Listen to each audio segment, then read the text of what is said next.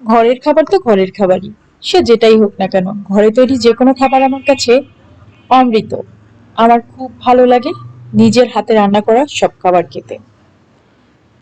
এখানে অনেক রকম রান্না বান্না হয়েছে। এটা হচ্ছে বাঁধাকপি ভাজি, এটা হচ্ছে মসুরের ডাল, এটা হচ্ছে মাছ ভুনা, আর এটা হচ্ছে রুই মাছের মাথা দিয়ে আলু ঘাটি, এটা হচ্ছে গরম ভাত। সবগুলো তরকারি খুবই মজার। আর এই মজার মজার তরকারিগুলো দিয়ে দুপুরে ভাত খেতে কিন্তু বেশ ভালোই লাগে।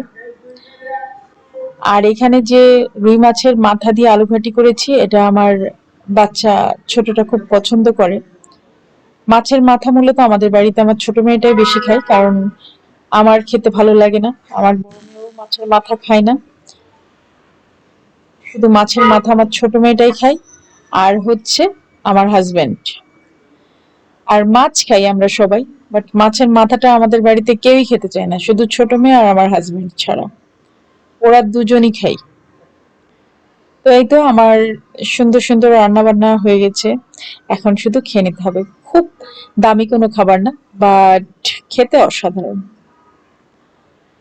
ঘরে তৈরি খাবারের স্বাদ আসলেই অন্যরকম। আপনি যতই রেস্টুরেন্টে খান, যতই যেখানে খান না কেন, ঘরের খাবারের মতো শান্তি কোথাও নেই।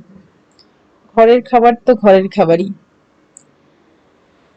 আলহামদুলিল্লাহ, নিশ্চয়ই সবার রান্না বান্না শেষ, খাওয়া দাওয়া শেষ, কারণ বেলা ৩টা তো বেজেই গেল। এতক্ষণ তো নিশ্চয়ই কেউ না খেয়ে নেই, সবাই দুপুরের খাওয়া কমপ্লিট করে ফেলেছেন নিশ্চয়। তো যাই হোক, আমার রিলটা ভালো লাগলে কমেন্ট করে জানাবেন। আল্লাহ হাফিজ।